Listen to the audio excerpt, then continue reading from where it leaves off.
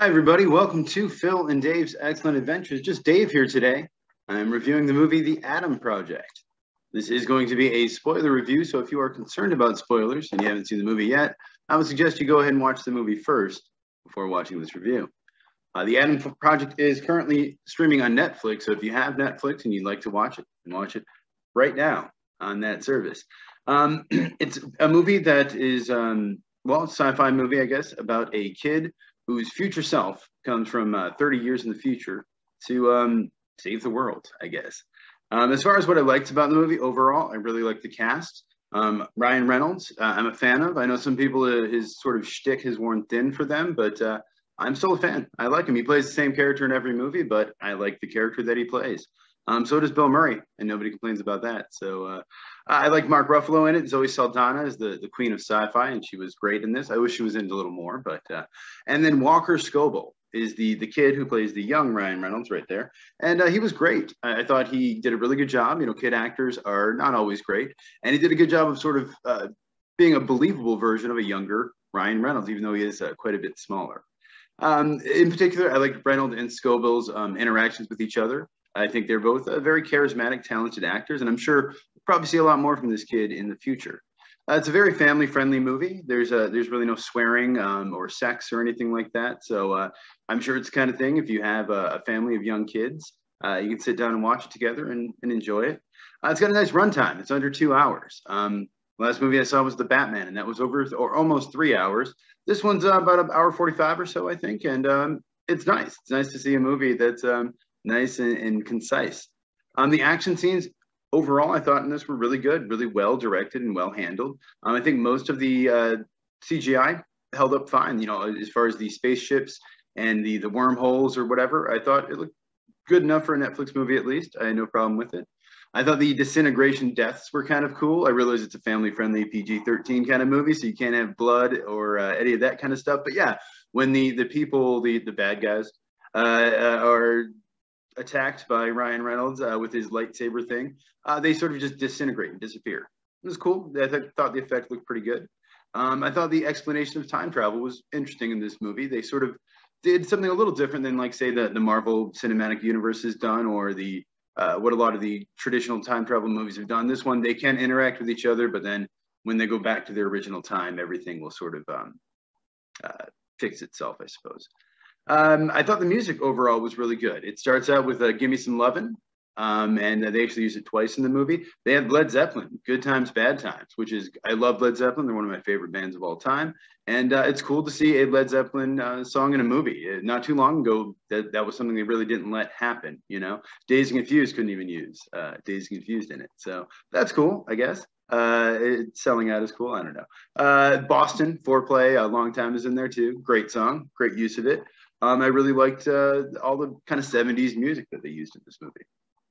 As far as the dislikes, why 70s music? I mean, I love 70s music. It's one of my favorite eras of music, but I didn't understand why they were using it for this movie. It seemed like, if nothing else, they were just trying to do like a Guardians of the Galaxy thing, but in that, it made sense within the story. Like, his mom made him that mixtape in the early 80s of like late 70s, early 80s songs. So it made sense that he would want to listen to that. And this one, the 70s songs are just in there because 70s music is cool. And hey, nothing wrong with that, but there was no reason for it.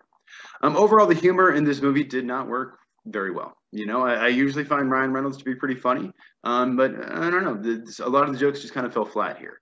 I think it had a bit to do with the fact that I was watching it at home on Netflix and not in the theater, but I think also just a bit to do with the timing and the editing. I'm not sure, it's hard to say exactly, but yeah, either way, most of the jokes just didn't quite work for me. The dialogue I didn't think was all that great. You know, it wasn't terrible, but there was definitely, I don't know, it didn't seem to be the way that people talk in real life. Especially some of the kids' dialogue seemed a little like a middle-aged white guy. I don't know if he's white, but a middle-aged guy writing for a young kid. Everyone in the movie just kind of accepts time travel, which I think is sort of funny. I mean, it makes sense, I guess. You got to get on with the movie. You don't want to get stuck in it too long. But it seems like, for the most part, people are like, hey, who are you? I'm you from the future. Okay, cool. Let's go. All right. And they do definitely prove it, and it's pretty irrefutable within the movie, but it does seem like people just accept this idea of time travel pretty quickly. Young Catherine Keener. is probably the worst thing of this movie. They tried to do the sort of CGI that they did with like Robert Downey Jr. in whatever, and Avengers, one of those movies, and that kind of stuff that Marvel does, or they did it with Samuel L. Jackson in Captain Marvel, and they did it in The Irishman as well. But yeah, it really does not work in this movie. It looks like sometimes just really bad like video game graphics, like PlayStation 2 era kind of video game graphics. Other times it just looks really weird and uncanny valley. They also didn't seem to age her up much. Like, I guess I don't understand, and maybe I misunderstood. I was assuming her character was supposed to be also from 30 years in the future. Maybe she wasn't. There's a very good chance she wasn't, and I missed it. But if so, why didn't they give her gray hair or age her up or make her look older? It's a lot easier to make present-day Catherine Keener look older than it is to use CGI to make her look younger.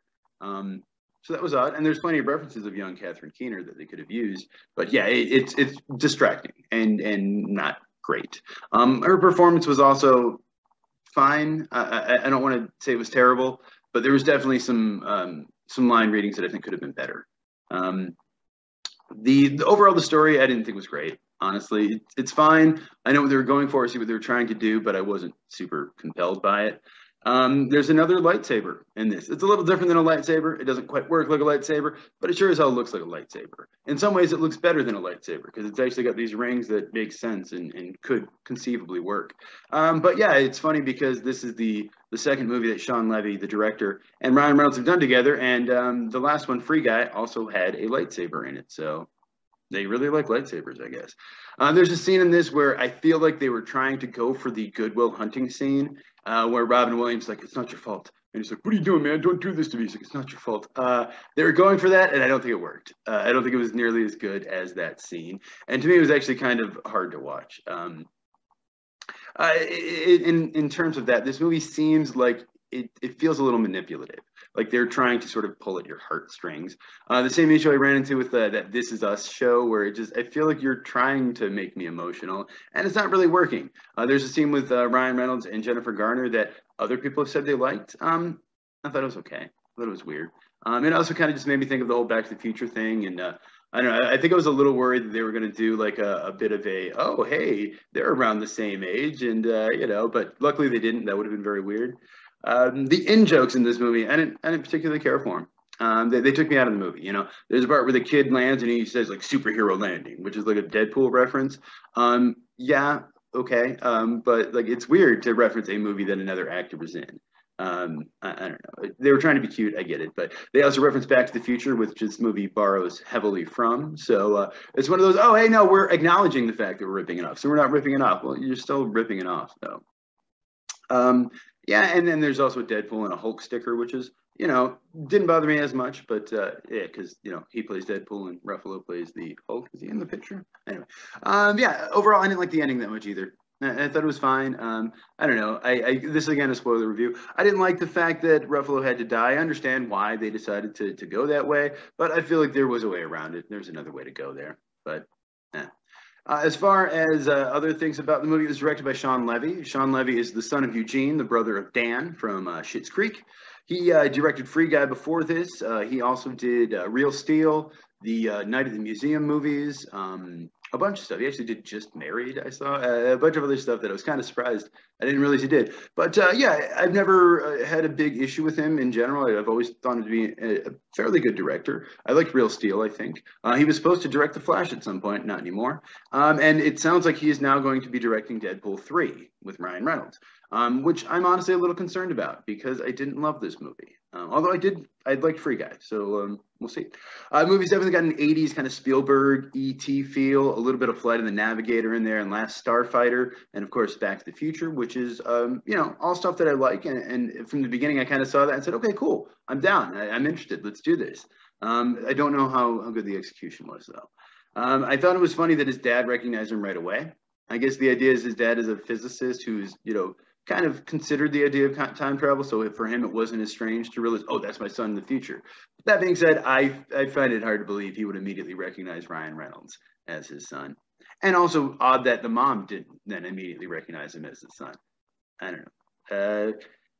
I feel like the movie would have been better in theaters. I feel like some of the jokes that didn't land for me sitting at home in my room watching it on Netflix would have been a little better in a room with other people. And I feel like I probably would have actually really liked the movie as a kid. You know, watching this as a 12, 13, 14-year-old, however old that kid is, seeing, you know, Ryan Reynolds and the Hulk and, you know, Gamora and Elektra all in a movie together. Yeah, I'd be stoked, man. And I'd be all for it. But as an adult, unfortunately, some of the themes were a little too visible for me. So overall, I would give this movie a 7 out of 10. I think it's fine. I think if you've got kids and you want to watch a good family-friendly kids movie on Netflix, it's not a bad choice at all. I think if you don't have kids, I don't know. If you're not a big Ryan Reynolds fan, I'm not sure if you would enjoy this movie that much. But if you saw it, I hope you did. Let me know what you thought in the comments below. Thank you so much for watching. I hope you have a great night, and I will see you here again next week.